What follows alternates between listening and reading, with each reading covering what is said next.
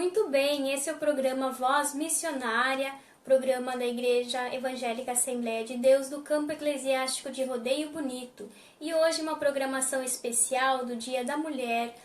Queremos reforçar então os eventos que vai acontecer sobre o Dia da Mulher. Então, sexta-feira de noite na Igreja Evangélica Assembleia de Deus aqui de Rodeio, a partir das 7 horas da noite. Com o tema Mulheres Vitoriosas em Tempo de Crise.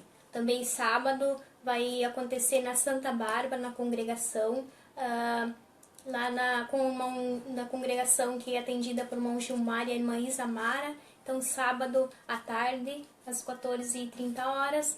E no domingo também eu estarei em Planalto, com as irmãs de Planalto. Um alô para as irmãs aí, se tiver alguma que está me escutando. Então, estarei com as irmãs em Planalto, num chá de mulheres também.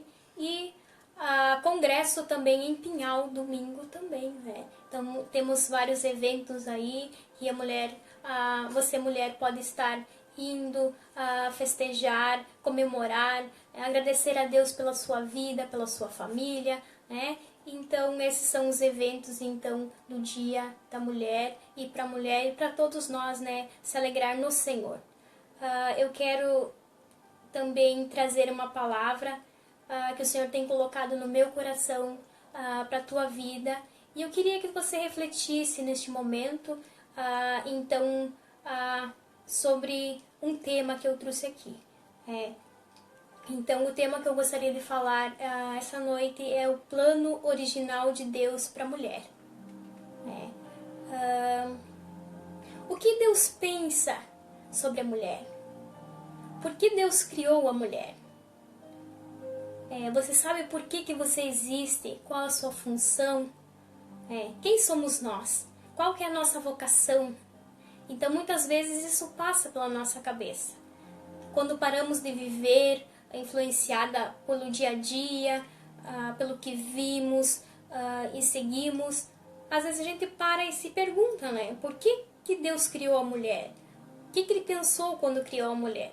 Então, a gente vai refletir um pouquinho sobre a origem então de Deus para a mulher, que nós precisamos saber das nossas origens, das nossas funções, para nós saber o propósito que Ele tem na nossa vida, para assim então poder cumprir esse propósito.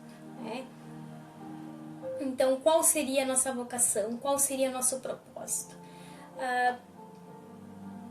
Para sermos convocadas para o Evangelho e para descobrir o plano que temos, nós devemos refletir então. Nós sabemos que homens e mulheres eles foram criados para ter um relacionamento com Deus, pensando lá no Jardim do Éden, quando Deus criou Adão, Deus criou a Eva, então com o objetivo que tivesse um relacionamento com Ele. Então, ter um relacionamento com Deus não é ter uma religião. Não é simplesmente ter uma religião, ou dizer, eu tenho uma religião, ou eu frequento uma igreja. Isso não significa que eu tenho um relacionamento com Deus. Um relacionamento com Deus é diferente, é algo mais profundo. Então, tu conhecer, não só de ouvir falar, mas tu conhecer e sentir a sua presença, de conversar com Ele, de ouvir a voz dEle. Então, isso é um relacionamento com Deus. Então, se nós não temos um relacionamento com Deus, nós não conseguimos atingir a vida plena. O que seria uma vida plena? Uma vida satisfatória. Então, se a gente não tem uma vida plena, o que acontece? Nós desenvolvemos doenças, tristezas, a nossa emoção está ferida, nós não sabemos direito o nosso lugar, nós não sabemos direito o nosso propósito, então nós não vivemos uma vida plena. Então, para viver essa vida plena, nós devemos retornar então esse relacionamento com Deus, que é a origem porque o homem e a mulher eles foram criados. Mas a mulher ela tem um propósito específico, que além de ter um relacionamento com Deus, que é homem e mulheres, mas a mulher tem uma chamada específica. Então, eu gostaria de convidar a irmã Juliana para ler, então, um versículo da Palavra do Senhor, que se encontra em Gênesis, capítulo 2 e versículo 18. Diz assim, então, a Palavra de Deus. Disse mais o Senhor Deus, não é bom que o homem esteja só. Far-lhe-ei uma auxiliadora que lhe seja idônea. Muito bem. Então Deus deixa bem claro qual a função, por que ele criou a mulher. Então ele viu que o homem estava só e ele fez para ele uma adjutora. Então, adjutora, segundo o dicionário, é o mesmo que auxiliadora, que presta socorro, dá suporte, é idônea. Idônea, o que seria idônea? Idônea é uma pessoa capaz, apta, competente para desenvolver uma tarefa e moralmente correta. Então, essas são as características de uma pessoa idônea. Então, nós vimos aqui que a auxiliadora, na verdade, não é uma função que seja menos que outras funções, o que esteja abaixo, o que esteja pejorativa ou de pouco valor. Muitas vezes, a função da mulher é comparada com a função do Espírito Santo, com a função do próprio Deus. Então não é algo menosprezível, é algo glorioso, é uma função muito nobre. Então qual é a função do Espírito Santo? É convencer, é consolar, é ajudar, é ensinar, é derramar alegria. Essa é a função do Espírito Santo. E muitas das características do Espírito Santo é as características da mulher, como auxiliadora, no seu lar, para os seus filhos, para a sua família. Então, de forma alguma que ser uma auxiliadora é para se sentir menosprezado ou se sentir menos em suas funções. É uma função muito linda e gloriosa, como tudo que o Senhor criou é lindo, é perfeito e é agradável, nos traz vida plena quando nós estamos no lugar em que Ele nos colocou. Muito bem, então Deus criou a mulher, então com essa função, mas assim como tem o plano do Senhor desde a fundação do mundo, o inimigo, as trevas também têm o seu plano. E o plano das trevas é tirar a mulher do seu lugar. Então, porque ele sabe que se a mulher sair do seu lugar, ela não vai ter vida plena. A família vai ser destruída e vários males vão acontecer apenas tirando a mulher do seu lugar. Então é isso que aconteceu lá no Jardim do Éden. A serpente não foi enganar o Adão, foi enganar a Eva. Por quê? Porque a Eva, ela era muito habilidosa, ela tem um poder de influência muito grande. Então, ele pensou, eu vou primeiro na Eva, a Eva tem um poder de convencimento muito grande e ela vai convencer o Adão. Então, ele começou lá no Jardim do Éden esse plano de tirar a mulher do seu lugar para que ela não tivesse vida plena, que não tivesse mais um relacionamento com Deus. Então, começou de lá e ao longo da história várias ações, a gente observando vê que às vezes é um plano que vem para tirar a mulher do seu lugar e destruir a família. Então, outro plano da serpente, digamos assim, é um movimento, em alguns aspectos, quando mal interpretado, seriam os movimentos feministas. No final do século XIX, surgiram 3 ondas, então, de reivindicação do direito das mulheres, né? Então, no final do século XIX, as mulheres, devido à guerra, nas fábricas tinha pouca mão de obra. Então, eles começaram a chamar mulheres para trabalhar, para suprir a falta de mão de obra. E então, as mulheres começaram a trabalhar. Então, o que aconteceu? Embora fosse uma mão de obra mais barata, elas começaram a sentir uma outra função que elas não tinham antes. Que começaram a se sentir mais autônomas, independentes, suprindo necessidades da família, e começaram a reivindicar direitos políticos, como direito ao voto, direitos filosóficos, o que é o direito de pensar, de adquirir propriedades. Foram vários direitos, não que na luta da mulher, como é falado muito nessa semana, não foi boa, teve aspectos bons, mas teve aspectos nocivos. Então, vários direitos, mas junto com esses direitos vem por trás algo que, se não for observado, ela pode destruir a família. Não vai ser um crescimento para a vida da mulher, que na verdade acaba sendo escravizada pelas filosofias desses séculos. Então, mais adiante, nos anos 60, 70 e 80, ali então que eu falei da guerra, das fábricas, né? A luta por melhor salário, então, porque como eu disse, elas estavam trabalhando, mas ganhavam, desempenhando a mesma função que os homens, porém ganhando menos. Então elas começaram a lutar por melhor salário, mas também começaram a lutar por direito ao divórcio. Como eu disse, elas se sustentavam, acharam então que não precisariam permanecer casado com quem não quisesse. Então, se não gostassem dos seus esposos, como acontecia de muitos casamentos arranjados, elas não se viam obrigadas a permanecer. Então, começaram a lutar por direito ao divórcio. Naquela mesma época surgiu então a invenção da pílula. Então, começaram a lutar por direito do controle do seu próprio corpo. Então, decidir se queriam ter filhos ou não, decidir se queriam ficar casadas ou não, começaram a ser mais independentes, não se sujeitar mais a liderança masculina, o homem como cabeça do lar.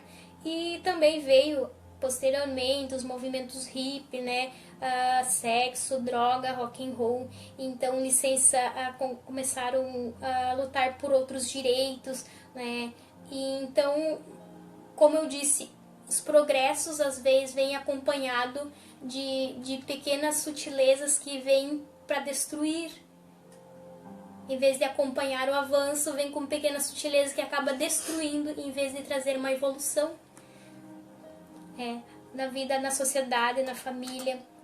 Então, por que eu digo que alguns movimentos podem ser nocivos no sentido, pode ter de direitos, foi uma grande conquista, mas a nível de relacionamento, a nível de família, a família está totalmente desarticulada,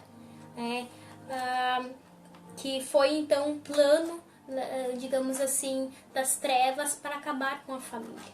Então, tirando a mulher do lugar dela como auxiliadora do seu lar, cumprindo as suas funções, como uma pessoa idônea, capaz, apta, competente.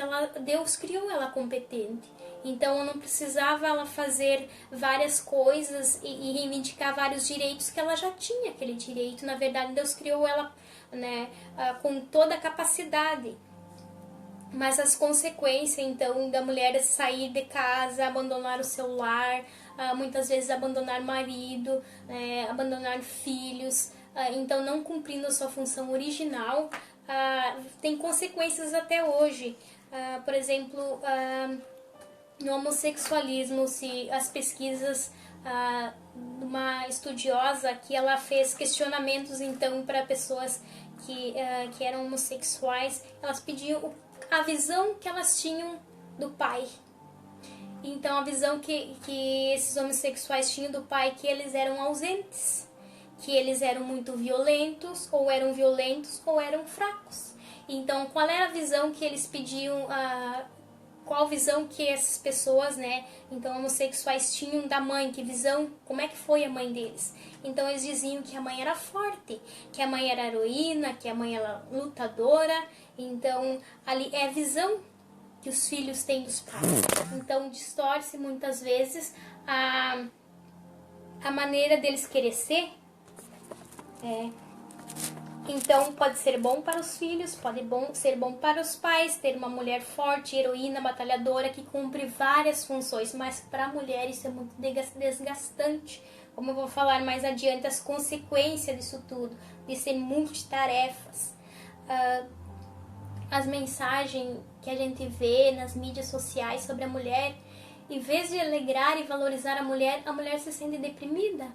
Eu li umas 3, 4 mensagens e não li mais mensagens, porque é deprimente a forma como eles colocam a função da mulher.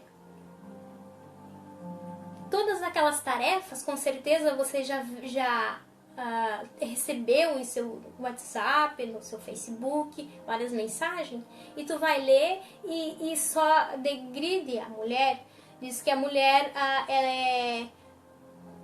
desempenha várias funções, como quem diz, olha o quanto que você faz e ninguém te reconhece.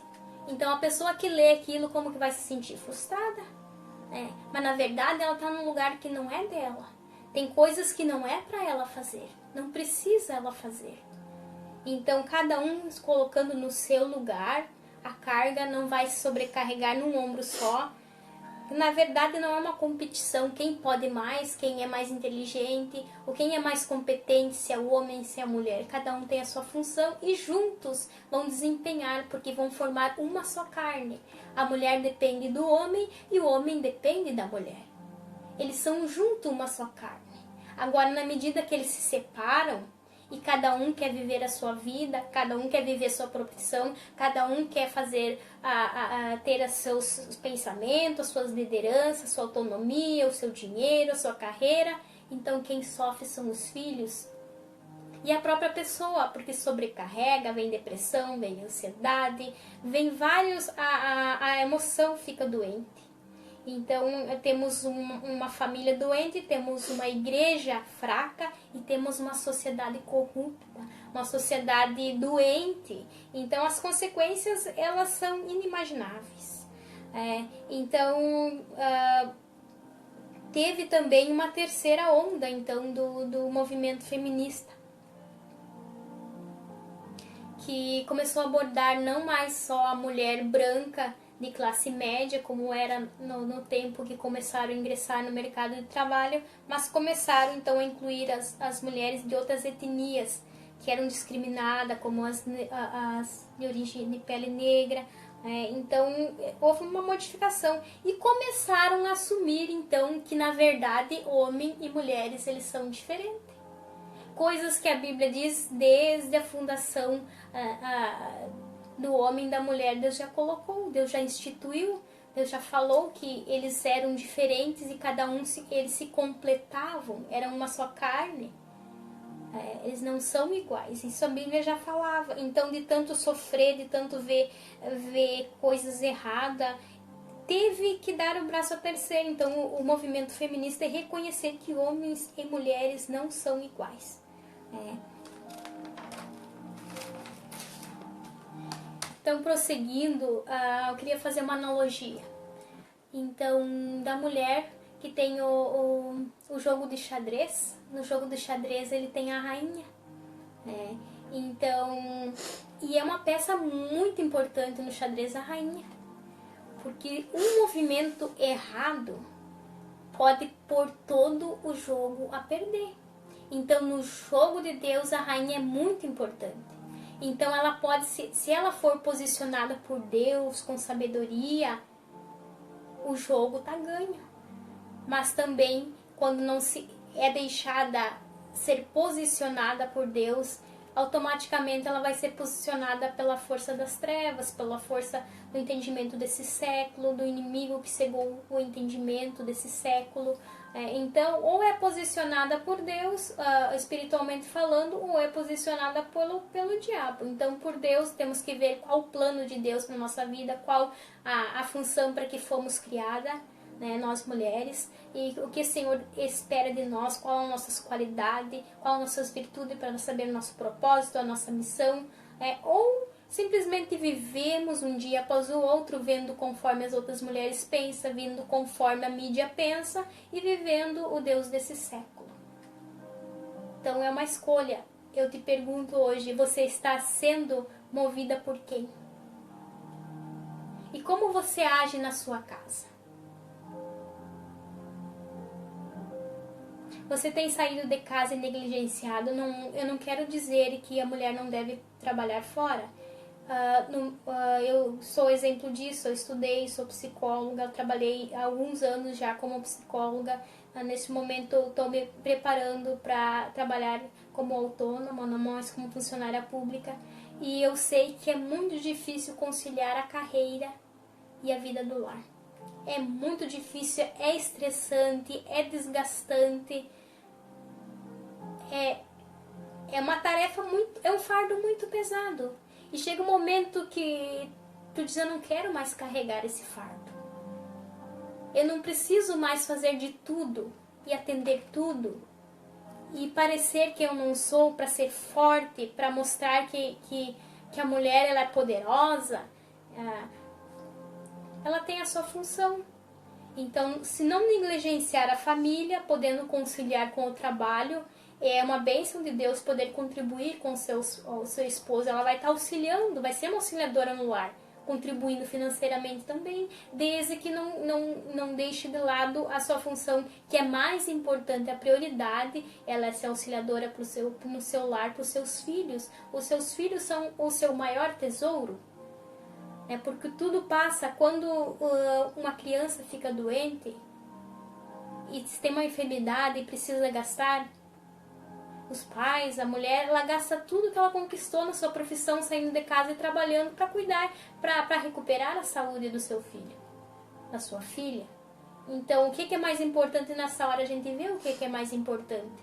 Então, se nós criarmos filhos fortes, filhos sadios na palavra do Senhor, bem educados, bem preparados para o mundo, isso não tem preço. Não tem fama lá no mundo de status de mulher líder, de mulher que bem-sucedida, que está na mídia, que está sendo um status muito grande para a sociedade, mas para ela mesma, por dentro, ela está destruída. Porque é um fardo muito grande. Então, tudo ao seu tempo. Tudo tem a sua parcela de contribuição do seu tempo. Então, é importante não negligenciar a família. Como você tem agido no seu lar?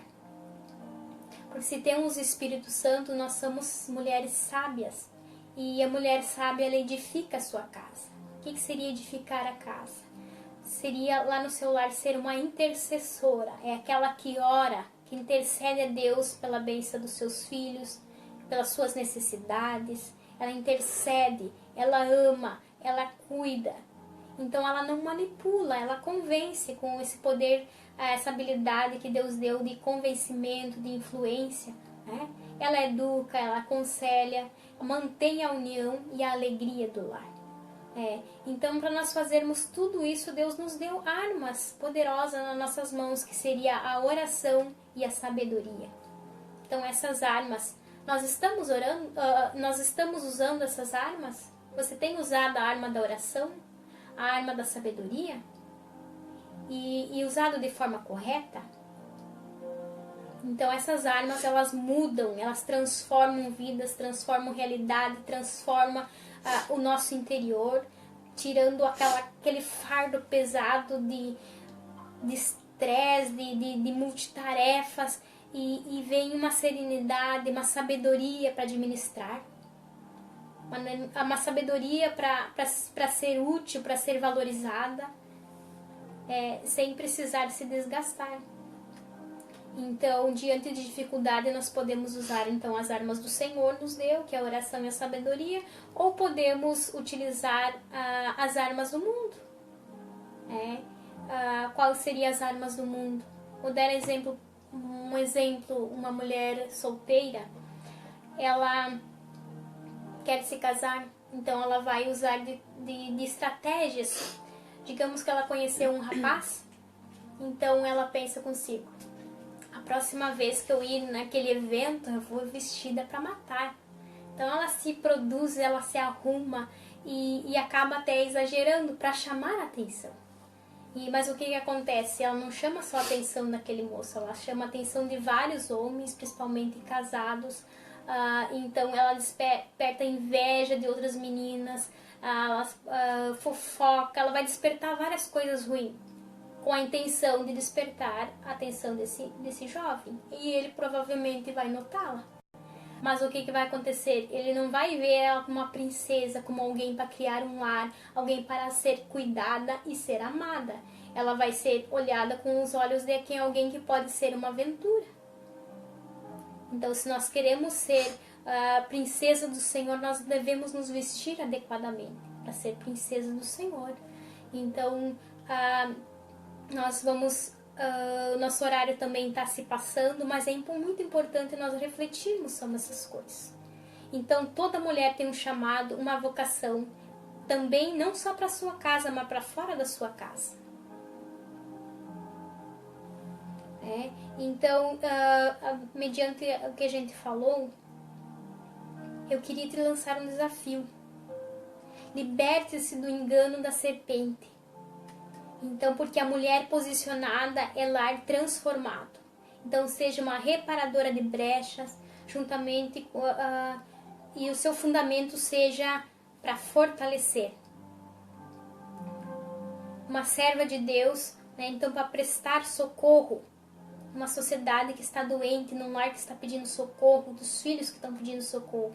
Então, você precisa de reforma, de cura. Então, eu gostaria que você orasse comigo, repetisse, então, aqui algumas palavras. Então, comigo, né? Senhor, me perdoa por não ter vivido o teu plano. Estou pensando como a maioria das mulheres, mas eu quero voltar ao plano de Deus. Eu quero ser apta, quero ser capaz, quero ser competente, moralmente correta. Faz isso comigo, Senhor. Transforma meu coração, cura minha alma, sara minhas emoções, em nome do Senhor Jesus. Então essas são as palavras que eu quero deixar para você, mulher, que você tem tudo para ser feliz e ter uma vida plena, ou seja, uma vida de cura, uma vida saudável, uma vida feliz, transbordante. Isso só pode vir do Senhor. Tu não vai encontrar na fama, no sucesso da tua profissão, tu só vai encontrar em Jesus, né? Então temos chegado a mais um final de um programa, esse programa Voz Missionária, né? E nós queríamos pedir para a irmã Juliana, temos participação, irmã Juliana?